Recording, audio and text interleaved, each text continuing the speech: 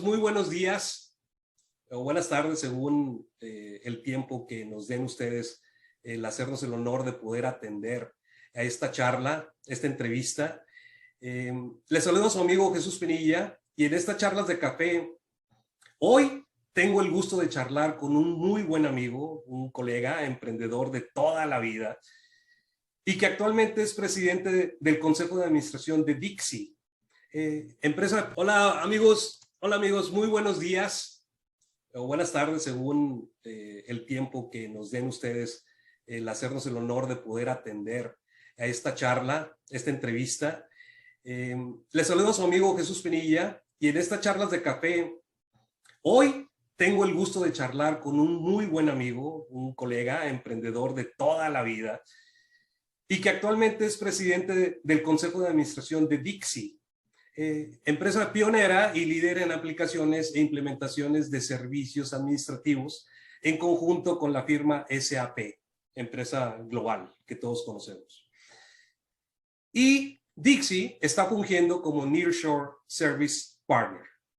¿No es así, José Luis? Si quieres, vamos a tener unas palabras tuyas y posteriormente tratamos las preguntas que tengo muchas preguntas por hacerte y cuando yo comenté por ahí que iba a tener una plática contigo, muchas gentes me dijeron, oye, pregúntale esto, pregúntale el otro, porque digo, es un ejemplo la parte de la empresa de Dixie, pues para la cultura tecnológica tanto en México como en Latinoamérica. ¿Cómo ves? Pues muy bien, Jesús, pues muchas gracias, qué bueno que vamos a tener este diálogo, esta conversación. Abierto a las preguntas y esperamos que las respuestas sean satisfactorias. Muy bien. Pues mira, José Luis, se me antoja que nos hagas un recuento de los grandes retos de estos últimos 20 años y posteriormente podemos hablar de tiempo atrás porque pues tanto tú como yo tenemos una muy buena cantidad de años en esta profesión, ¿no? Tanto en tu vida profesional como en tu vida empresarial. ¿Sí? Sería pues prácticamente una parte inspiradora para nuestra audiencia que tenemos el día de hoy. Pues sí, adelante. Primero, pues quiero mencionar y darte pie para la conversación, bueno, pues que actualmente estoy como presidente del Consejo de Administración de Dixie. Perfecto. Esta última etapa de hace 3 años a la fecha, estoy como presidente y allí en el consejo somos 3 socios y 2 consejeros independientes. Ahorita está conformado este consejo allí, ahí estoy como la presidencia y mi rol ahorita en esta última etapa de mi vida empresarial y profesional, que todavía espero que dure algunos años adelante, sí. Pues soy responsable de la visión de ayudar a Dixie a tener una visión estratégica correcta y supervisar, controlar y apoyar los planes y las acciones derivadas de ese plan estratégico año con año y su evolución en el mediano y largo plazo. Eso es lo que estoy haciendo actualmente. Muy y bien. sí, justamente mi actividad empresarial. Primero me gustaría que me preguntara sobre la etapa de Dixie desde que ya Claro, vamos a ir cronológicamente en esa parte, ¿no? Ya que tenemos una vasta cantidad de años en el ambiente tecnológico, pero vamos a centrarnos en esta última parte, en estos últimos 20 años, ¿sí? ¿Cuáles fueron los inicios de Dixie? Y también que me digas si hay un significado en las siglas del nombre de la compañía, ¿no? DYCSI, que por cierto el logotipo y los datos están aquí por aquí en algún lado en la pantalla. ¿Qué significa Dixie, José Luis? Bueno, en realidad Dixie es un acópope, o ¿cómo se dice? Yo cuando me independicé, después de haber estado 12, 13 años en las empresas como empleado, funcionario, directivo de algunas empresas aquí en Monterrey, me salgo a hacer actividades personales y de inicio de negocios y fundo la empresa Decisión y Control Sistemas de Información. Bueno, pues ahí tenemos, Y de allí viene, el significado. de allí viene la palabra DIXI, ¿no? Decisión y control, sistemas de información. Decisión y control de sistemas de información. Sistemas de información, sí. Decisión y control, sistemas de información. Exacto. Perfecto. No de sistemas de información, sistemas de información. Sistemas de información, perfecto. Bueno, vamos a esta parte desde el año 2000, en estos últimos 20, 21 años, José Luis, ¿sí? ¿Cuáles fueron los inicios de esta compañía? Bueno, no voy a hablar de decisión y control, voy a hablar de DIXI en el año de una etapa embrionaria de un negocio focalizado a la industria financiera, ¿sí? Y focalizado en los negocios de crédito inicialmente, ¿sí? Y pasó entre el año 2000 y 2004 una etapa que yo le llamo embrionaria. Estamos fundando y dando la base de un emprendimiento, de un negocio. La parte gestal. Que es actualmente lo que está DIXI y sigue hacia adelante. Pero en la primera etapa, lo primero que se hizo fue conceptualizar un modelo de negocio integral financiero para la industria del crédito. Allí capitalizando mi experiencia, que después hablaremos, anterior, bueno, cómo hacemos un modelo considerando todas las reglas y características de una innovación hacia adelante en términos de integridad e integración. ¿Sí? Pues también entonces esto también implicó hacer la selección de una plataforma tecnológica apropiada. Mi experiencia anterior me decía que los negocios bancarios y financieros en aquella época, a finales del siglo pasado, estaban totalmente desintegrados y totalmente como silos independientes y que totalmente tenían un problema gravísimo de integridad y de integración operacional, de información, etcétera. ¿Sí? Duplicidad de información, etcétera. Exacto. Entonces había que seleccionar una plataforma tecnológica que integrara todos los procesos. Eso es muy importante para mí, tener un sistema que fuera de procesos, de integración de procesos, de control y de operación, de control y de información. O sea, que tuvieran las características en la plataforma de poder hacer la integración operativa, la de control y la de información entre las operaciones transaccionales de cada producto o servicio y el registro financiero contable asociado. El gran reto de aquel entonces era hacer que las dos cosas operaran síncronamente, integradas y consistentes, ¿sí? Entonces, bueno, era seleccionar esa plataforma, ¿no? Después, pues desarrollar y comercializar ese sistema estándar. Desde aquel entonces, pensando que íbamos a hacer una operación inicial en negocios no bancarios, desarrollamos una plataforma para operaciones no bancarias que estaban 100% orientadas más al crédito, obviamente, porque eran bancarias, no podían captar, etcétera. Entonces, establecimos que la solución o la plataforma que íbamos a desarrollar era una plataforma que se denominó Finobank. Era para la industria financiera no bancaria. Las instituciones de aquel entonces eran las que las no bancarias se denominaban y se agrupaban en instituciones financieras no bancarias. Entonces, bueno, pues, para mí fue natural poner el nombre a la plataforma de Finobank. ¿Sí? Finobank, perfecto. Ese fue el nombre.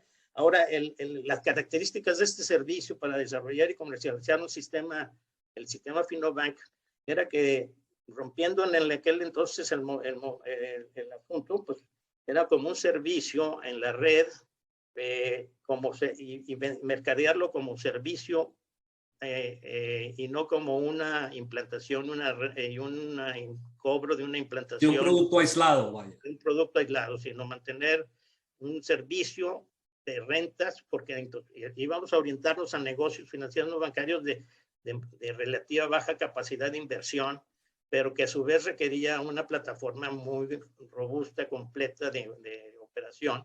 Y pues entonces nuestro modelo, la operación iba a ser como servicio. Y íbamos a rentar el servicio y mantener con esa renta, a mantener la evolución futura del servicio. ¿Sí? Entonces no era una venta de un producto, sino era un servicio con un modelo de rentas, el software as a service de aquel momento.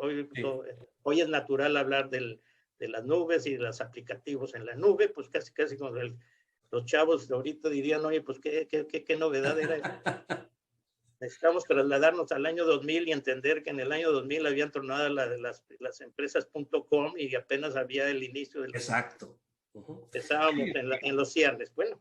Era un gran reto porque yo me acuerdo muy bien que la nube no estaba nada madura para poder ofrecer, y sobre todo que las empresas estaban muy celosas de tener su información consigo mismo. Entonces, el ofrecer un producto como servicio, un software as a service como se comercializa actualmente, pues las empresas estaban así como que medio reacias, ¿no? A poder implementar un software de esa naturaleza. Totalmente. Bueno, era romper paradigmas. Allí sí, también, claro. Igual que hoy por hoy se habla de que hay que romper paradigmas. Bueno, en aquel momento nuestro emprendimiento era un paradigma, romper los paradigmas en la industria nacional, pero financiera más importante, ¿no? También había que convencer a los mismos proveedores. Nosotros íbamos sobre la qué plataforma seleccioné, pues seleccioné SAP, la plataforma sobre la cual íbamos a construir la solución de Finobank, ¿sí? Y pues había que convencer a SAP, porque además SAP en aquel momento vendía las licencias, ¿no? Jamás iba a venderle a alguien, comprara sus licencias y que además ofreciera ese servicio a N clientes, les revendiera las licencias o el uso de las licencias de SAP. Pues eso fue una experiencia, convencer a SAP de darnos un contrato en donde podríamos comprar las licencias y arrendarlas, nosotros arrendarlas a los otros. A SAP nosotros pagamos como si fuéramos una empresa. Nosotros compramos un paquete grandísimo de licencias y sobre esas íbamos implementando. Pero a SAP le pagamos como tradicionalmente se pagaba. Le compré las licencias y después para cada año hemos mantenido las licencias disponibles pagando su renta. Sí, su póliza de mantenimiento. Su póliza de mantenimiento, perdón, no su renta. Y bueno, eso fue convencer verdaderamente a SAP. Nos tardamos 2 años en conseguir ese contrato. Sí, y luego SAP tenía unas reglas y políticas bastante estrictas, ¿no? Y el poder decir, oye, te entrego tantas licencias, pero yo no sé a quiénes se las vas a atender, si van a ser en cierta forma, si van a ser usadas por diferentes compañías, pues yo no tengo esa contabilidad, ¿no? Entonces, yo creo que fue uno de los principales retos encontrados en el posicionamiento de Finobank. Pero ¿qué otros, además de esta cuestión de inmadurez de la nube y de tenerlo en un esquema de software as a service, cuáles fueron los retos de posicionar exactamente el producto de Finobank para los clientes, José Luis? Bueno, básicamente lo primero que tienes que vencer es, pues, ¿quién eres tú dentro de la industria financiera y de software? Así es.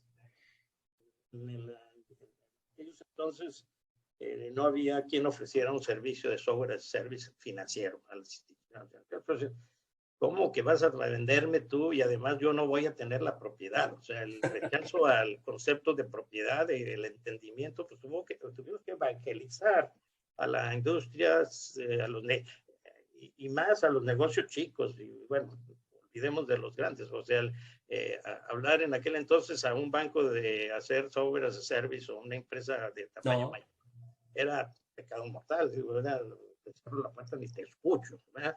Pero bueno, ir a los negocios más pequeños de financieros de crédito, en aquel entonces, sofoles, hipotecarias, que fue a todas las 15 sofoles hipotecarias que había en aquel entonces, fuimos y tocamos la puerta y les presentamos y les entusiasmaba el proceso de integración, exactamente el resolver el conflicto que ya dije, oye, eran silos y tenías problemas. Ellos también en sus operaciones tenían ese problema, la contabilidad por un lado, las operaciones de cartera por otro, la integridad y la integración completamente hecha un caos y un espagueti que yo le llamo. Bueno, pues evangelizar de que había esa gran solución, de que había una plataforma, de que se podía hacer y que tenía la capacidad de, porque ya la mostrábamos. Nosotros no vendimos un concepto, vendimos un sistema base que se los demostrábamos, les demostrábamos cómo sí, cómo ya operaba algunas reglas y características de operación. Entonces hubo que evangelizar. Bueno, finalmente, junto con SAP iniciamos el proceso de comercialización cuando ya tuvimos todo listo, porque nos tardamos 2 años posterior a que SAP nos dio los permisos, hicimos la integración en un host con Triara, que también había que convencerlos, claro. Y al final pues asociamos todos los elementos para dar un servicio y completamente, decir, un sistema base preconfigurado con el cual puedes arrancar. ¿Qué ventaja tenía también? Porque en lugar de tardarnos un año, año y medio en hacer un desarrollo desde cero, pues en 3, 4 meses, 5 meses, dependiendo de las características de la operación y las reglas que se quisiera tener, pues en un periodo de muy corto plazo, inicialmente podíamos hacerlo en 3, 4 meses, implementábamos una solución. Y eso fue el vencer. ¿Quién era el primero? Yo te decía, sí, pero pues, ¿quién tienes de referencia? No, papá, pues estoy empezando y estoy innovando y estoy trayendo un paradigma diferente. Entonces dime si le hacemos o no le hacemos. Bueno, pues finalmente convencimos el primer año. No, yo creo que fue gran satisfacción de que hubiera clientes que sí tuvieran esa visión, José Luis, de poder tener un software no precisamente on-premise, ¿sí? En sus instalaciones, vaya. Y que fuera inicialmente en Triara, que si bien recuerdo, era una de las primeras empresas que precisamente era Telmex, el que ofrecía el hosteo de aplicaciones, tanto de aplicaciones y bases de datos en ese entonces para poder ser explotados de manera remota. Totalmente. Fue también el hecho de nacer junto con el ofrecimiento, en este caso de Telmex, hoy se llama Triara, antes se llamaba de otra manera, sí. Era Red 1, hablando Red 1, sí.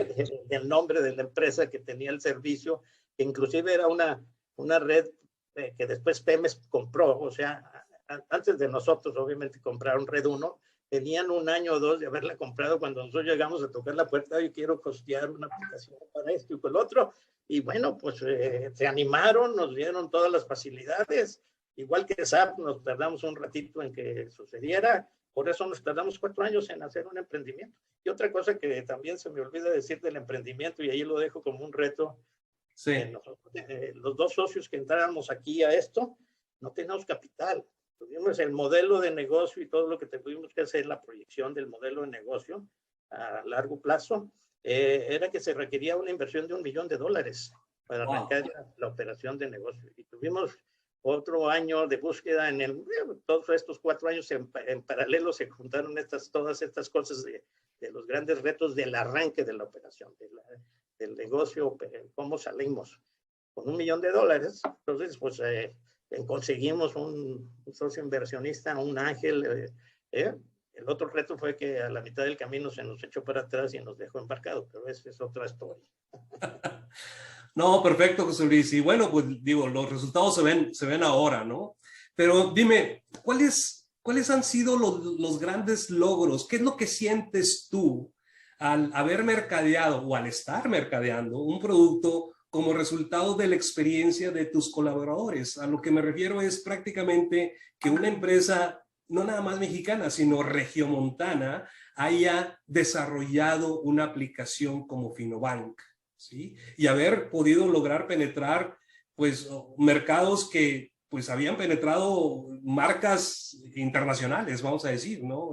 Y sobre todo en Latinoamérica, había en Paraguay, había en Ecuador, había por ahí otras en España, ¿no?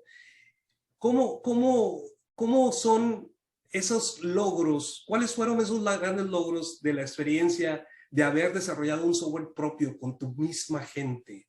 Es más, tengo entendido que hasta con tu misma familia, porque tus hijos están contigo también en la empresa.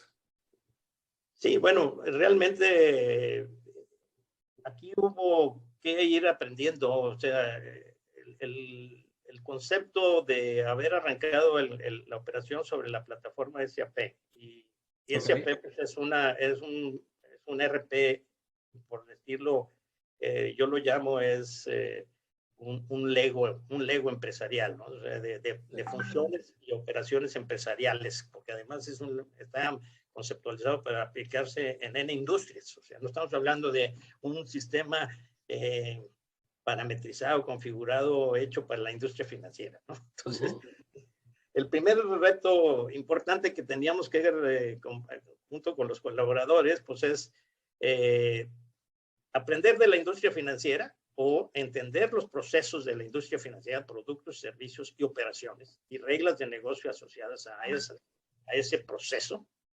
Y por otro lado, parametrizar, configurar el SAP y localizar las reglas operacionales de SAP al negocio de México. O sea, nosotros nos focalizamos todo en los primeros 20 años prácticamente a estar solamente en el mercado mexicano, en la industria financiera. Pero en el proceso, pues tuvimos que ir desarrollando a la gente en el conocimiento de los procesos y la operación bancaria y financiera, de crédito inicialmente, y por otro lado, configurar, parametrizar el sistema base con el cual dábamos el inicio del servicio. Pues lo primero que pues tardamos 2 años en crear el primer preconfigurado. La venta original no era, pues créeme que te lo voy a hacer, no era mostrar un poco ya la operación con las características de algunas operaciones bancarias de crédito, y obviamente toda la integración y la integridad y la integración que ofrece la plataforma SAP, y decirle, pues aquí está la base y de aquí en adelante vamos para adelante. Entonces, lo primero que hicimos fue, pues que realmente todo el personal, y aquí lo puedo asegurar, que durante estos 20 años, o 20 tantos años que ya llevamos, desde haber arrancado desde cero, se integró sin saber prácticamente nada de negocios financieros. O sea, nadie venía de haber estado años en un banco. En un banco, ya sea como gerente, operador de procesos bancarios o como desarrollador de sistemas bancarios. La realidad es que hubo que crear y desarrollar a la gente.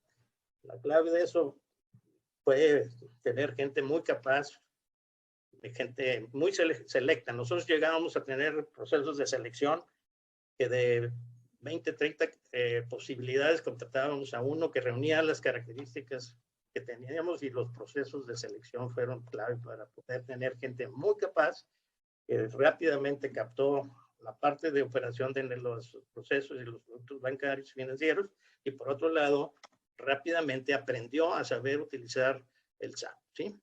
Los primeros que se integraron con nosotros eran gentes que sabían de SAP industrial, no nada de financiero. Habían desarrollado las implementaciones de SAP en la industria manufacturera o comercial, y de ahí, por conocimientos de SAP y no por conocimientos del SAP parametrizado a la industria financiera, de allí salió el origen de esto. Entonces, de allí en adelante todo fue saber desarrollar. Y el gran reto de todo esto fue el poder conocer, integrar las operaciones poco a poco. Fuimos desarrollando, pues obviamente, ya mencioné que al inicio, pues, el primer año pudimos lograr 5 contratos. Era también todo un reto. Imagínate, hacer 5 durante un año o año y medio, hacer 5 implementaciones de SAP. O sea, los que los que conocieron de implementar SAP en los años 2000, los primeros 2000 años, en el año 2001, del 2003 al 2005, que fue más o menos el año de las implementaciones. En 2 años implementar 5 SAP, independientemente del tamaño de la empresa que quieras, fue un súper reto, y lo hicimos. Sí, claro. Lo pudimos hacer. El otro reto que tuvimos y que hubo que hacer mucho con el personal fue que, afortunada y desafortunadamente, dependiendo de qué lado la queremos ver, las implementaciones de los distintos negocios y productos y servicios que daban, eran muy variados y tenían muchas características que nosotros no preveíamos en el modelo base con el cual habíamos arrancado. Ni teníamos la idea de acotarlo tampoco, decir, no, yo nomás me voy a dedicar a poner a empresas con créditos de X tipo, ¿no? Sino era pues ahora sí, cualquier tipo de crédito, cualquier tipo de operación. Pues obviamente metimos a Sofoles, que tenían operaciones de crédito, de hipotecario, sí. Metimos a uniones de crédito, que tenían crédito a negocios, a empresas, de socios, que además tenían, por otro lado, que cumplir un capital y sí. un pasivo para crear un fondo de reserva asociado.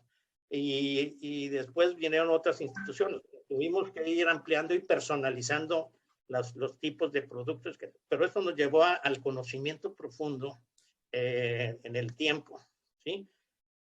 Asociado a esto, se fueron creando otras instituciones, vino la reforma del crédito popular y empezaron a surgir las SOFOMES, lo que hoy se llaman SOFOMES, sociedades de objeto múltiple.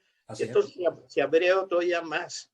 Las empresas, las sociedades financieras populares y las cajas de ahorro y sociedades cooperativas de ahorro y préstamos para meterse al esquema regulatorio. Entonces, nos metimos verdaderamente a entender y a comprender muchas operaciones y todas las reglas y características, y todo esto configurado en forma integral.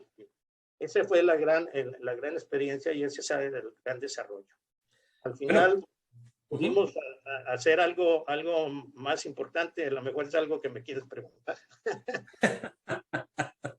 No, yo el comentario que iba con esta parte de los colaboradores es, pues te debes de sentir muy orgulloso que parte de tu familia y además de tus colaboradores, haberlos mantenido hasta cierto punto motivados por esa actividad que incluso al inicio no conocían, la parte financiera, la parte bancaria, ¿sí? Y al mismo tiempo, José Luis, mantener ese producto, Finobank, con respecto a los cambios regulatorios, a los cambios en el cumplimiento, ¿sí? Que le ofrecías tanto a los clientes como, pues tenías, como clientes nuevos, tenías que llegar con algo actual, ¿no?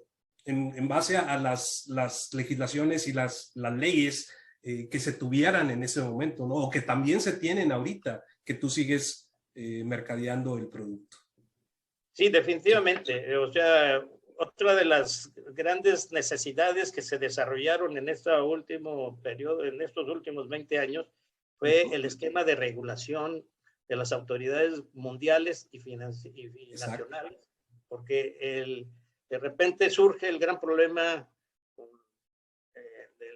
del lavado de dinero, o sea, y el terrorismo en el mundo. Entonces, hay organismos que han Basilea y muchos otros GAFI y otras series de organismos internacionales que obligan a todas las instituciones financieras del mundo, los bancos centrales y las instituciones de cada nación, a establecer mecanismos de control sobre las personas y las actividades de uso de la industria financiera para el lavado de dinero. Entonces, ese solo hecho fue otro de las grandes aportaciones que Dixie y Finoban hizo, porque integramos ese proceso y todas las reglas que fueron evolucionando en el tiempo, y esto nos mantuvo muy activos en cambios y revoluciones. Llevamos en los últimos 12 años 3 o 4 grandes cambios al proceso de prevención del lavado de dinero, ¿verdad? Esquemas basados en riesgos y todo lo demás, o sea, todo eso que además está integrado al ciclo completo operacional sobre todo del crédito, ¿no? También pero bueno, también entramos a la regulación de los esquemas ya financieros, bancarios completos, ¿no? Entonces ese es otro aspecto bien importante que nos ha permitido estar. Tú me decías cómo mantener activos. Bueno, una característica que mantuvimos activo a la gente y con muchos retos fue porque siempre nuestras implementaciones eran muy cortas, de pocos meses para las instituciones pequeñas, pero en nuestro producto como integrado y preconfigurado, empezó a ser llamativo para instituciones mayores que ya no querían la implantación en el software as a service. Ellos querían on-premise, querían instalar este sistema Finobank en sus instalaciones. Entonces, hace de 9 años empezamos con instalaciones mayores on-premise. O sea, cambiamos de un esquema de software as a service, todos en un servicio hosting, en una misma instalación, ahora a instalar en cada cliente de on-premise, y eso nos llevó a un cambio muy importante, porque entonces ya para nosotros eso eran proyectos mayores que ya no se implementaban en 3-4 meses. Había que hacer algo muchísimo más grande y más largo, y que además sus reglas y características eran más complejas y más de más productos, todos asociados integrados a su vez. Entonces, tuvimos que hacer cosas muy interesantes, y eso mantuvo, pues obviamente, si tú no tienes retos importantes a la gente, sobre todo gente, nosotros el 80-90% de las gentes son gentes que salen recién salidos de la escuela, se entran con nosotros y se desarrollan con nosotros. Esa es otra característica bien importante que había que mencionar, ¿verdad? No traemos mucha gente de fuera y ya con experiencia, ¿no? Es muy poco relativamente, pero desarrollamos gente muy capaz de salidos de la escuela hacia adelante. No, y se nota el ambiente. Digo, yo he tenido la oportunidad de estar en tus oficinas, y sabes, una de las cosas que también me llama la atención es que también veo ese tipo de actividades y de integración con la gente, tanto en las redes sociales como en LinkedIn o incluso en Facebook y en otras redes, en donde salen actividades extras al empleo o a la actividad normal que se tiene dentro de las oficinas. Y eso es una muy, muy buena característica de tu compañía. Pero ahora platícame, José Luis, ¿cómo Dixie ve el futuro y cuáles son, ahora sí, los siguientes retos de aquí en adelante? Pues mira, exactamente.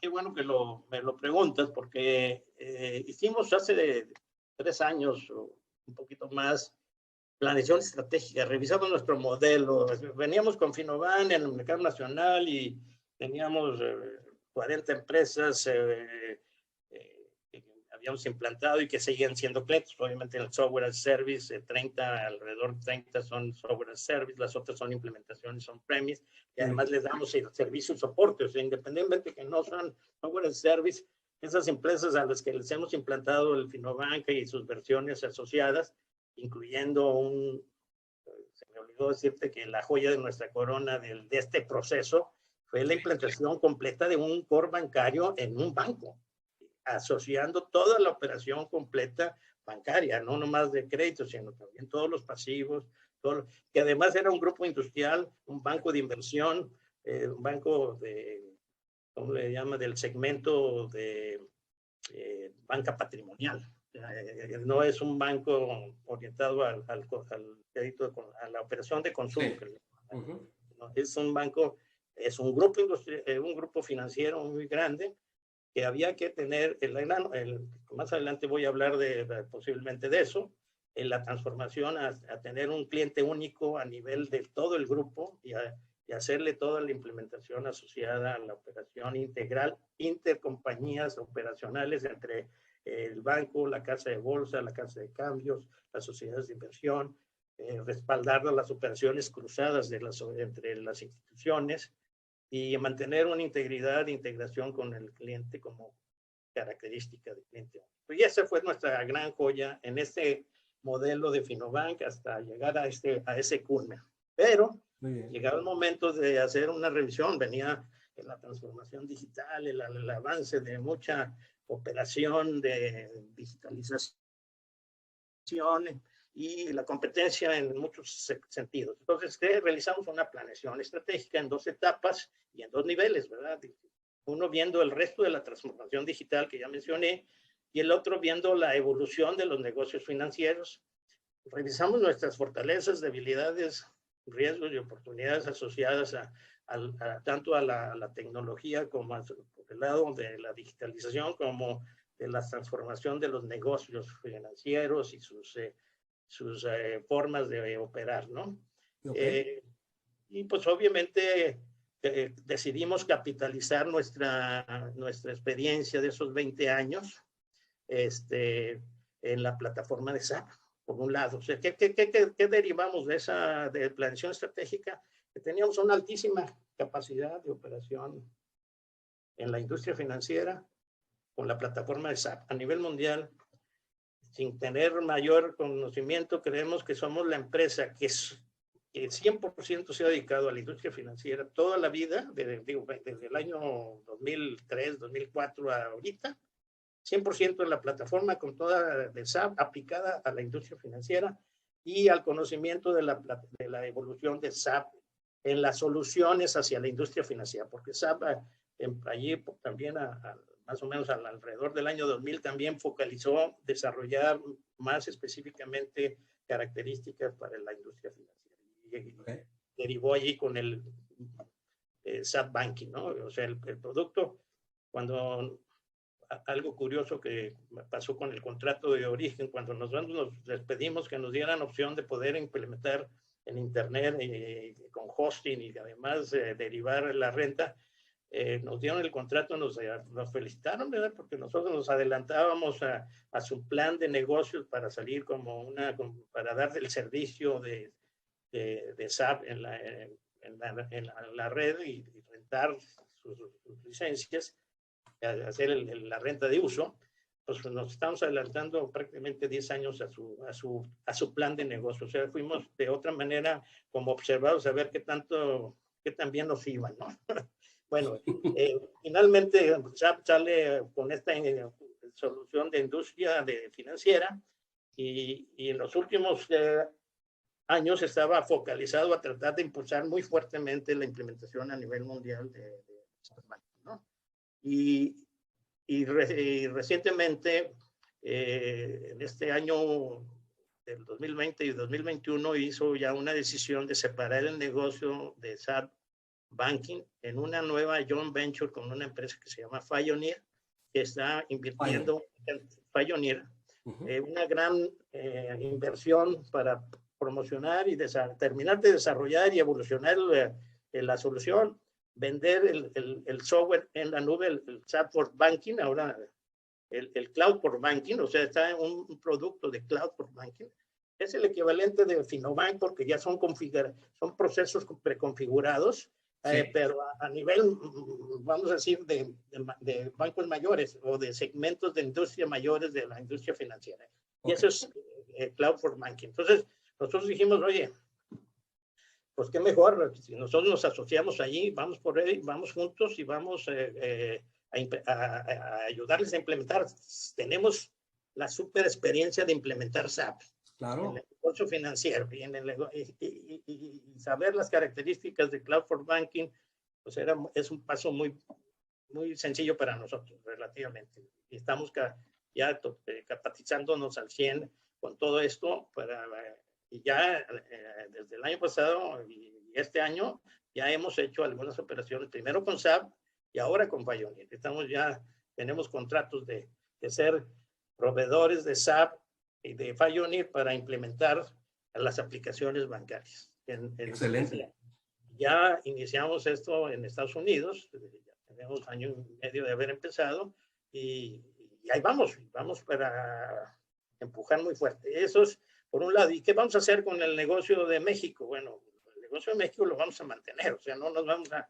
Además, nuestros contratos son de por vida, o sea, claro. Yo a ninguna empresa... no las dejas tiradas, pues imagínate. No, los vamos a seguir evolucionando y llevando a la plataforma. Si en algún momento se cambian a la nueva plataforma, tendremos que tomar decisiones de cambiar a la nueva plataforma. Hoy por hoy la plataforma es la anterior de SAP, ¿no?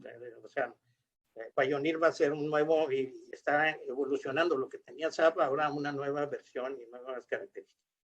Y además, también estamos desarrollando una plataforma 100% digital para asociarla al segmento de negocios financieros no bancarios de crédito. Y allí vamos a evolucionar en tecnología y en costos para que podamos seguir capitalizando el conocimiento de la Claro. industria financiera mexicana y con reglas Claro, de claro. operación mexicana.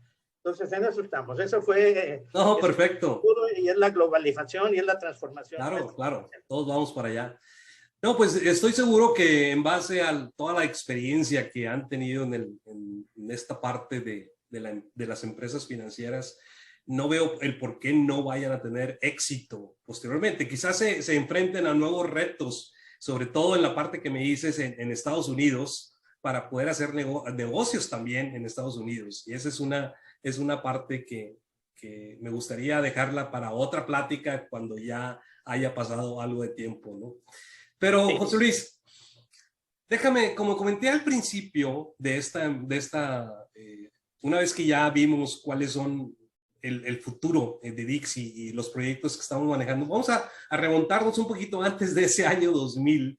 Y como dije, José Luis tiene largo camino recorrido, lleno pues, de anécdotas y enseñanzas, y es todo un maestro en la industria financiera que pudo lograr frutos fuertes como la empresa que preside, Dixie. Sin embargo, me gustaría nos remontáramos a los años anteriores, José Luis, y que aprendamos y escuchamos algunos comentarios de cómo ha ido y cómo has visto la industria financiera en México.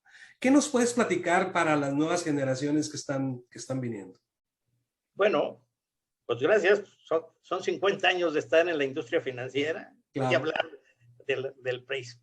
de la época prehistórica de los sistemas en la industria financiera.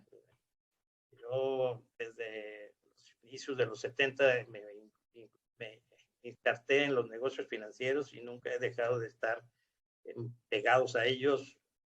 Prácticamente 80-90% de mis trabajos y actividades profesionales y de operaciones y de negocios los he asociados a las industrias financieras, ¿no? Entonces, la primera gran rasgos que yo quiero decir de la industria financiera en México, me voy a referir a la evolución de la industria financiera en México, ¿no? Sí. El mundo global, es que ha habido un movimiento constante entre especialización y generalización de las empresas financieras, ¿sí? Muchos de ellas derivados de las regulaciones de las autoridades para dar los permisos. Recordemos que la industria financiera es la industria más regulada de prácticamente cualquier otra, ¿no? Digo, porque al final mueve el dinero de las personas y de las empresas, y eso, el fiduciario de esa operación es el mismo gobierno o los bancos centrales establecidos por los gobiernos para garantizar que pues, no haya fraudes y uso indebido de los recursos que de repente suceden también pero en principio pues tratan de regular los esquemas de las empresas a base de normas y reglas, ¿no? Y de a quién sí le das una autorización para operar qué y cómo y de qué manera, ¿sí? Bueno, por eso en los distintos ciclos que voy a ir mencionando, un poquito de los modelos de negocios que se tenían, ¿no? Al principio de los años 70 teníamos un modelo, voy a hablarlos ahorita nada de tecnología, simplemente de cómo se operaban los negocios y qué tipo de negocios había y qué tipo de operaciones se permitían, ¿no? Primeramente, entonces me toca iniciar cuando existen bancos especializados. Había bancos de consumo y que eran bancos regionales. Sí. Había financieras y había sociedades hipotecarias, ¿sí? Eran las tres instituciones financieras principales que había en el país. La mayoría operaba a papelito. A finales de los 60 es donde empezaba la sistematización.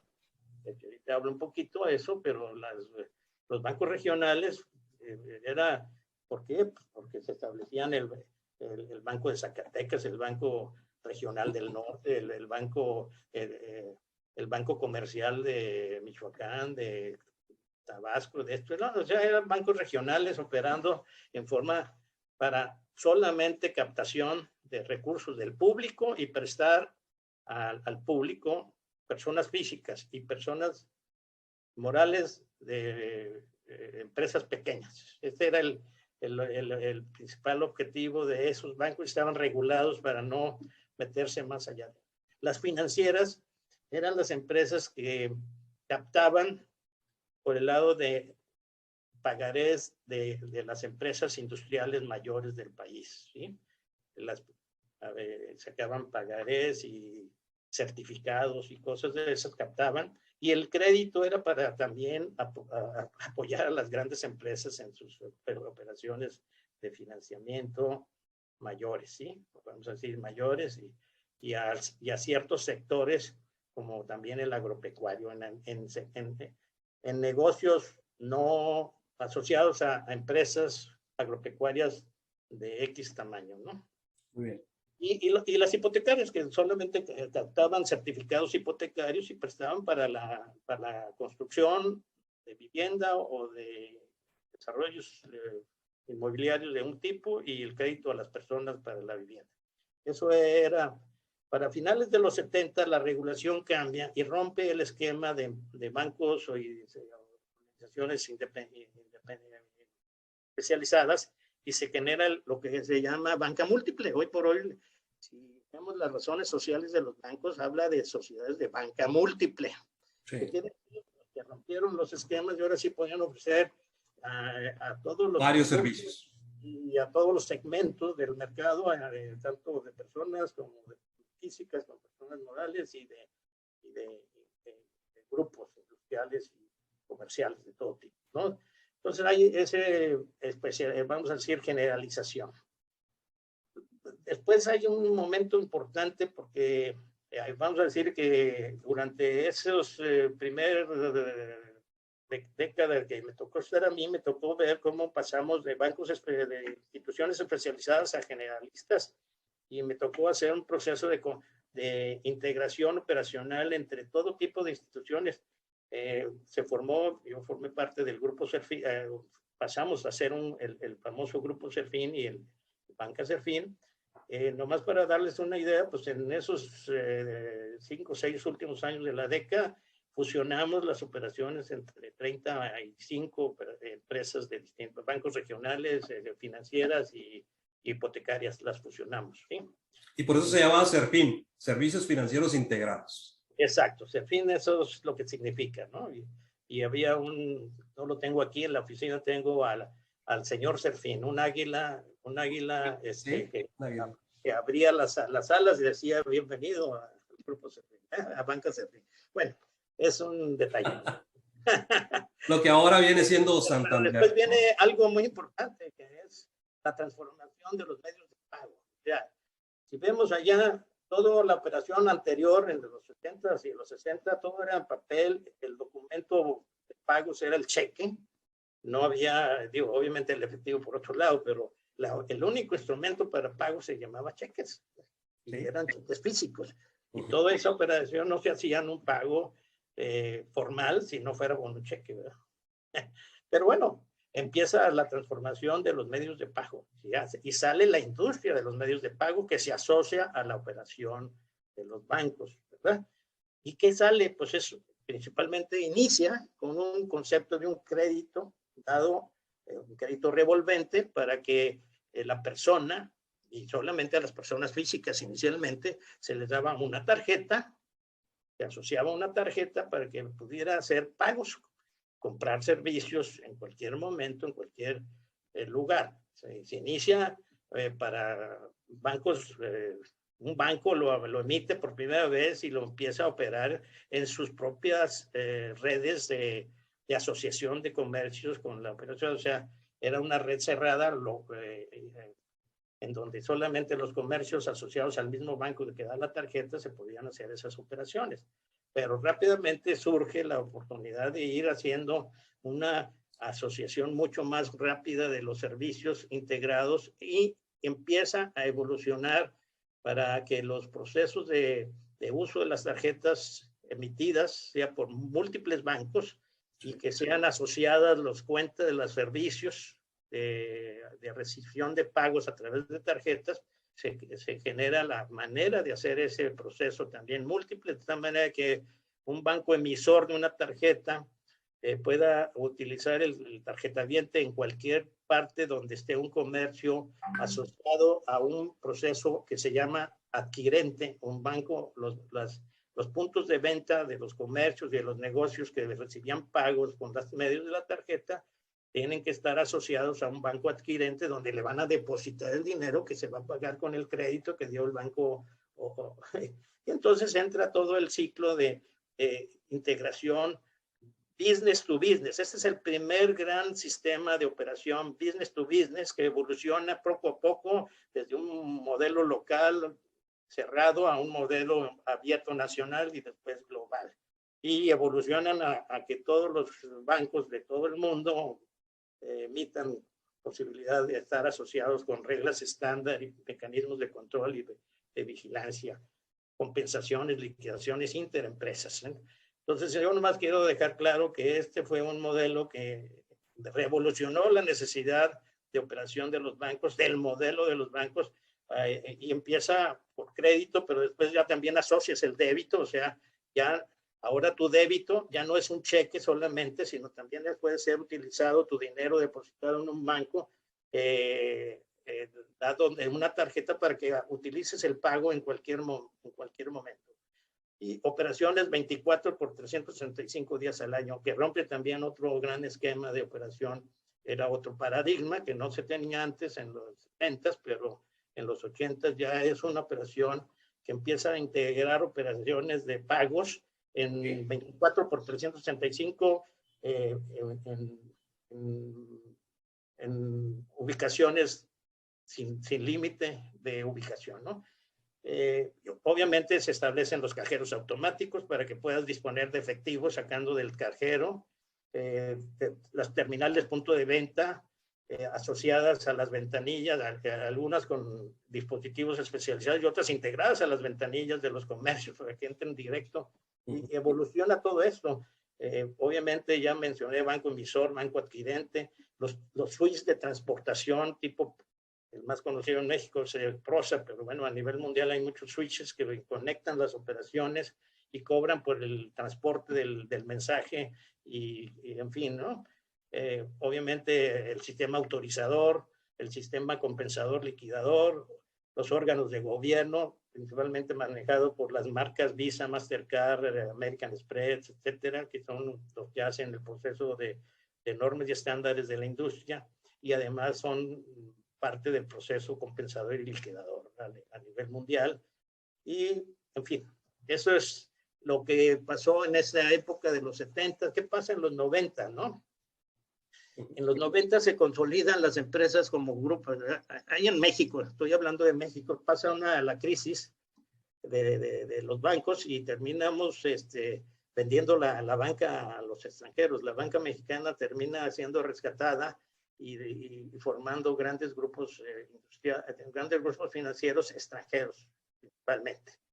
Y entonces, pues allí ya empieza la operación también multiempresas, ¿no? Multiempresas financieras, y ya empiezan a surgir operaciones y modelos de negocios que incluyen operaciones interempresas financieras, no nomás bancarias, también de casas de bolsas, casas de cambio, empieza toda la operación de casas de cambio, y empieza también a mezclarse operaciones de seguros y fianzas, y además, por otro lado,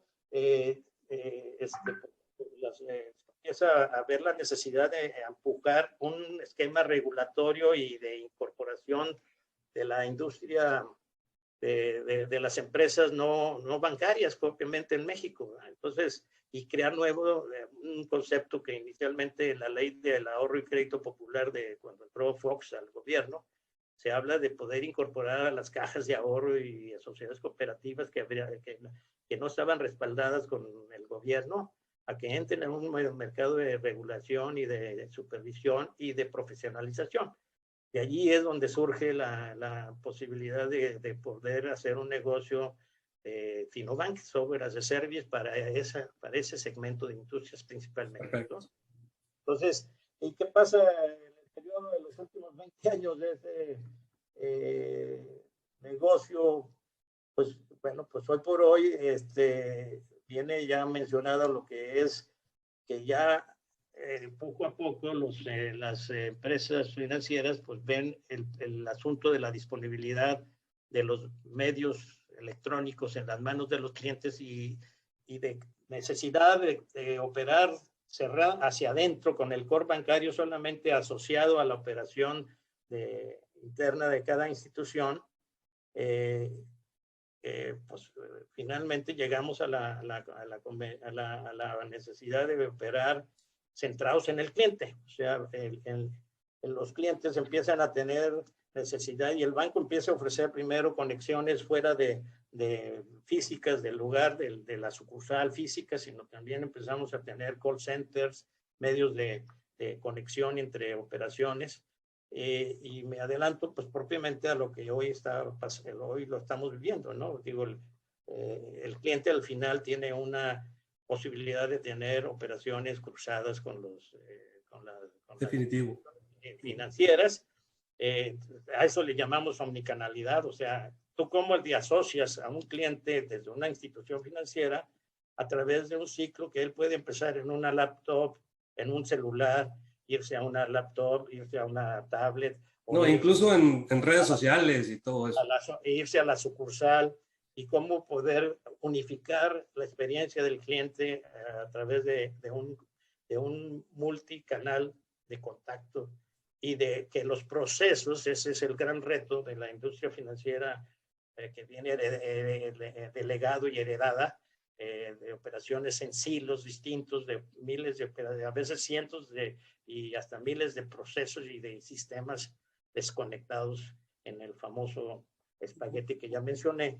Ahora integrarlo a través de una plataforma de unicanalidad en el proceso, que lo que inicias en uno lo puedas seguir y llevar a cabo en cualquiera y sin interrupción de un canal con otro, ¿no?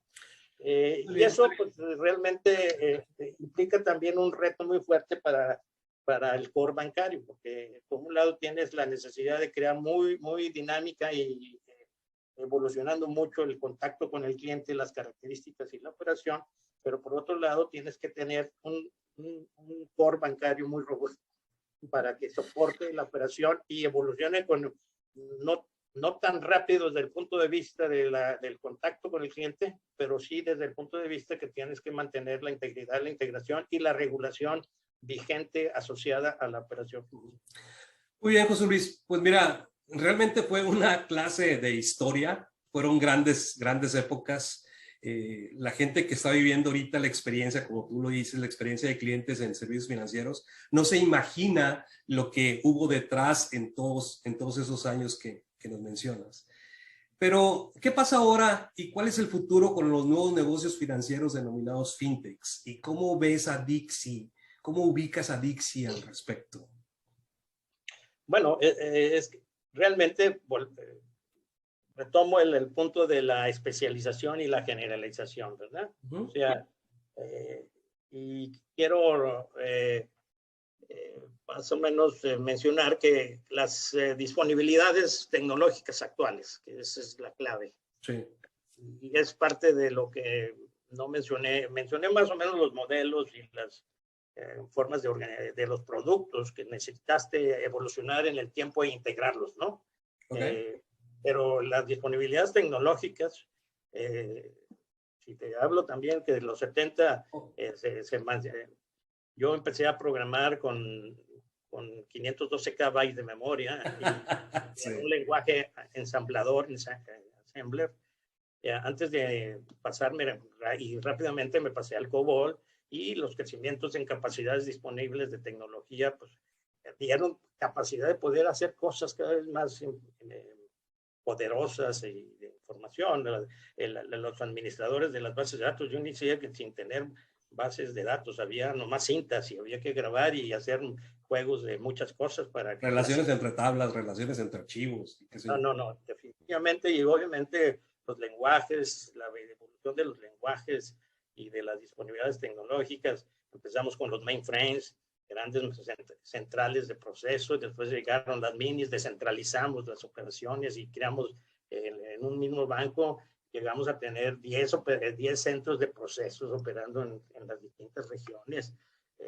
Y obviamente cómo consolidabas a nivel nacional y cómo hacías conciliación. Bueno, todos esos aspectos fueron evolucionando y después llegan las PCs y después llegan los teléfonos inteligentes, y entonces en cada paso vamos haciendo más, y por otro lado, las redes, la red de comunicación. A mí me tocó empezar a conectar terminales tontas, remotas a un centro.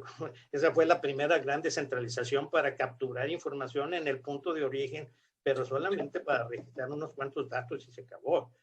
Pero bueno, después tienes que cambiar y ahora tienes muchos dispositivos. Empiezas con todos los dispositivos inteligentes especializados. Especializaste las cajas de los bancos para que lo que captaban en la ventanilla se registrara desde allí, etcétera. Hiciste los cajeros automáticos y cajeros múltiples. Hoy por hoy, teniendo las disponibilidades tecnológicas, ya me salto a la situación actual, pues vuelves a establecer una oportunidad magnífica, porque los bancos hicieron grandes problemas de silos durante tantos años, y la inercia operacional les hace que si tú quieres hacer una transformación completa de su core bancario integral, como lo hicimos nosotros en el banco, hicimos en 18, 19 meses, hicimos un inicio de una operación de hacer una migración completa de un banco, cortarla un viernes y operar al siguiente lunes al 100% la operación bancaria, con todos los procesos y todos los productos. Pero es un cambio es un salto a la muerte. Si tú me dices cuando hicimos yo te digo que fue la joya de la corona, tú me hubieras medido el riesgo de haber iniciado ese proyecto y garantizar que en año y medio, año 7 meses, hubiéramos hecho ese brinco a la muerte, bajando el switch y subiéndolo, y que el día inmediato, cuando lo subes, tengas prácticamente 0 incidencias de problemas. Wow. Teníamos una probabilidad de éxito de menos del 10%. No, qué bárbaro. Pero ese es el mismo posibilidad de riesgo para cualquier institución en marcha, operando ya por años y teniendo N productos y servicios desintegrados, y ahora asociarlos y hacer un cliente único, esto y aquello, lo más allá. Pues es un super riesgo, ¿no? Para las instituciones, pero lo van a tener que hacer, porque tienen que cambiar al 100% de la unicanalidad para poder digitalizar todos los front de servicios en distintos dispositivos, y por otro lado mantener la integridad y la integración del core bancario. Y esa es la gran oportunidad que nosotros vemos. Y además es por lo cual hoy por hoy las fintech, tú me preguntabas de las fintechs, pues están ofreciendo unas pequeñas soluciones verticales, ya sean los medios de pago, ya sean las remesas, y hacen todo un ciclo de tecnología basada en la digitalización integral de principio a fin, pero muchos de ellos descuidando el core bancario. Y el core bancario solamente lo ofrecerían para un segmento de la operación bancaria, si acaso la tienen como un servicio integral, cosa que no está sucediendo. Ahí está el reto de la fintech, ¿sí? Sí, es una solución verticalizada para un solo producto de crédito, y pueden hacer, y eso es lo que están haciendo, principalmente productos de crédito, productos de pagos, ¿sí? Y de captación de recursos en algún tipo. Son pequeñas verticalizaciones, no tienen nada que ver con una operación bancaria integral completa. Nadie te lo está ofreciendo. Ahora ellos quieren asociar una operación bancaria a su fintech, ¿sí? Y algunas fintech están comprando un banco, pero pues tu reto va a ser, ahora sí, métete a ver cómo va a estar tu core completo, ¿no? Sí, claro.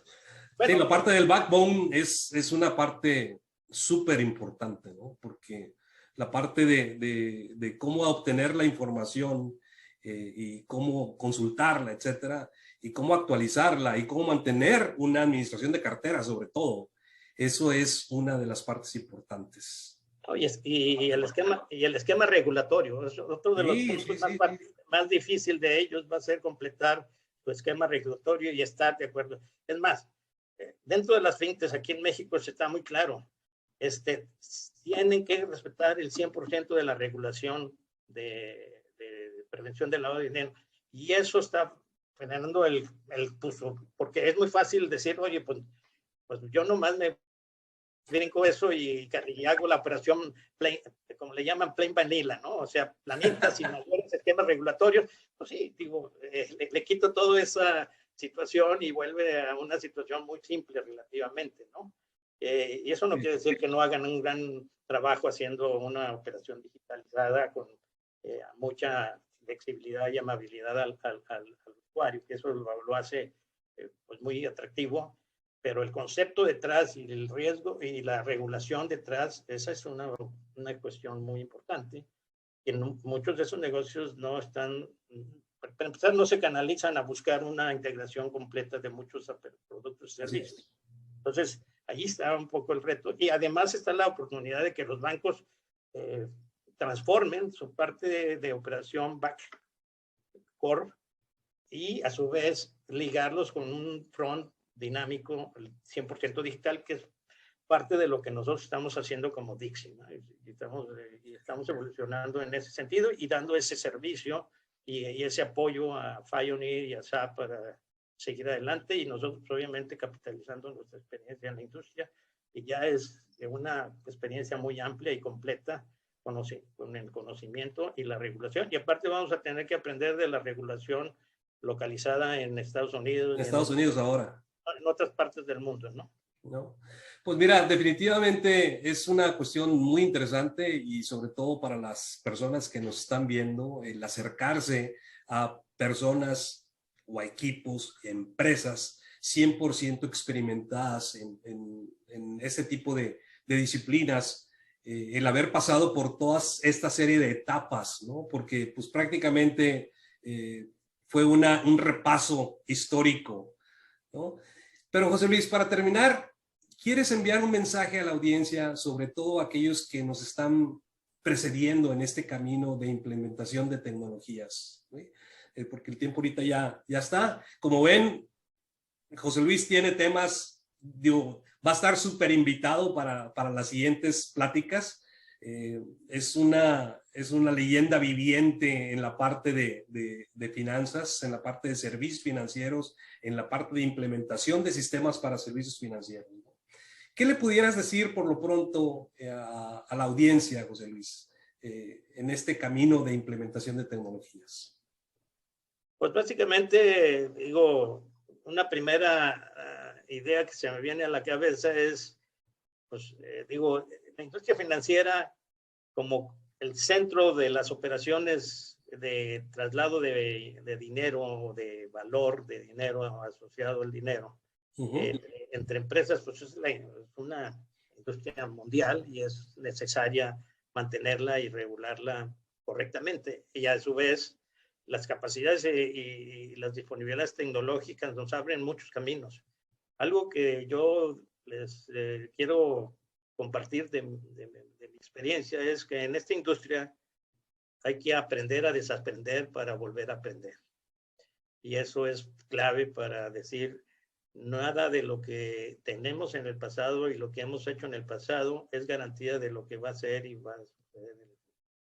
Las capacidades y las disponibilidades tecnológicas abren barreras y rompen paradigmas y rompen obviamente barreras de cómo se hacían las cosas o cómo se deben de hacer hacia adelante, ¿sí? Por eso hay mucha oportunidad para hacer muchas operaciones, muchos negocios, las fintechs son allí una posibilidad. Los negocios no bancarios que se van, o sea, un Amazon, un Google, van a ser, sus operaciones comerciales se vuelven negocios financieros también, y a su vez van a poder ser bancos, no bancos, o sea, operan como bancos, pero no son bancos, porque además, como Oxxo también, ¿verdad? Digo, es un banco corresponsal, pero a su vez tiene sus operaciones bancarias ya fuera de los bancos. Entonces, los bancos, no bancos, las fintechs y los negocios especializados de las distintas industrias, todas se van a integrar en una operación business to business. O sea, bancos va a ser un servicio más dentro de una super red mundial de interconexión entre negocios para hacer operaciones cruzadas de todo tipo. Y hacia allá vamos, y hacia allá va a ser, y hacia ahí está todo. Pero eso, el reto es aprender desaprender lo que teníamos, pero volver a aprender y volver a crear y a desarrollar. Y aquí la más, digo, desde mi punto de vista, pues sí, hay muchos que pueden desarrollar desde cero, pero ya son las plataformas las que nos ponen a disposición claro. muchas capacidades para asociar y recrear. Saber aprender de las plataformas y utilizarlas y asociarlas de una manera útil de acuerdo a la necesidad que queramos defender. Muy bien. Pues Ok, ahí José está el Luis. futuro, y ahí está el futuro de Dixie y está el futuro. Muy bien. Oye, pues toda una masterclass tuvimos ahora en esta visita que nos hace José Luis Torres Vivanco. Yo les agradezco mucho el haber estado aquí con nosotros, que nos sigan viendo en estas redes sociales, porque posteriormente, y ya está prometido aquí con José Luis, de que vamos a volver con otro tipo de temas. Como ven, hay tema para mucho tiempo. Te agradezco mucho, José Luis, el haber estado acá con nosotros, y a ustedes, amigos, también por su atención. Gracias. Al contrario, Jesús, muchas gracias y a tus órdenes. Bye. Bye.